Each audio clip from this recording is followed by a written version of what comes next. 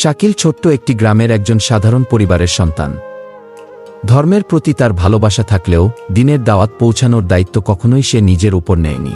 একদিন শহর থেকে তার এক বড় ভাই রাসেল গ্রামে এসে তাকে বলল, শুন শাকিল, আল্লাহ আমাদের শুধু নামাজ রোজার জন্য সৃষ্টি করেননি, বরং তার দিন অন্যদের কাছে পৌঁছে দেওয়ার দায়িত্ব দিয়েছেন।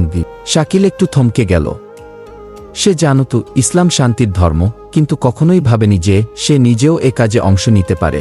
রাসেল তাকে কুরআনের আয়াত শুনিয়ে বলল, তোমাদের মধ্যে এমন একটি দল থাকা উচিত যারা মানুষকে কল্যাণের দিকে ডাকবে, সৎ কাজের আদেশ দেবে এবং মন্দ কাজ থেকে বিরত রাখবে।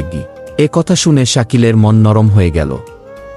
সে ভাবতে লাগল, আমি যদি আমার প্রতিবেশী, পরিবার বা বন্ধুবান্ধবদের দিনের পথে ডাকতে পারি, তবে আল্লাহ নিশ্চয়ই আমাকে পুরস্কৃত করবেন। পরদিন থেকেই শাকিল নিজের দৈনন্দিন কাজের পাশাপাশি দিনের দাওয়াত দেওয়া শুরু করল।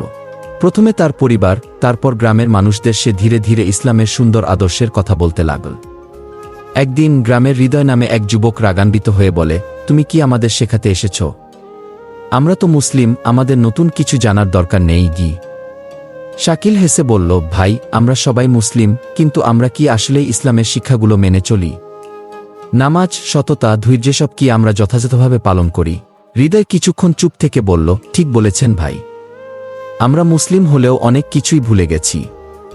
এইভাবে ধীরে ধীরে পুরো গ্রামে পরিবর্তন আসতে লাগল। মসজিদে লোক সংখ্যা বাড়তে লাগল, মানুষ মিথ্যা বলা কমিয়ে দিল, পরস্পরের প্রতি শ্রদ্ধা ও ভালোবাসা বাড়তে থাকল। শাকিল উপলব্ধি করল, দিনের দাওয়াত শুধু আলেমদের কাজ নয়, বরং প্রতিটি মুসলিমের দায়িত্ব।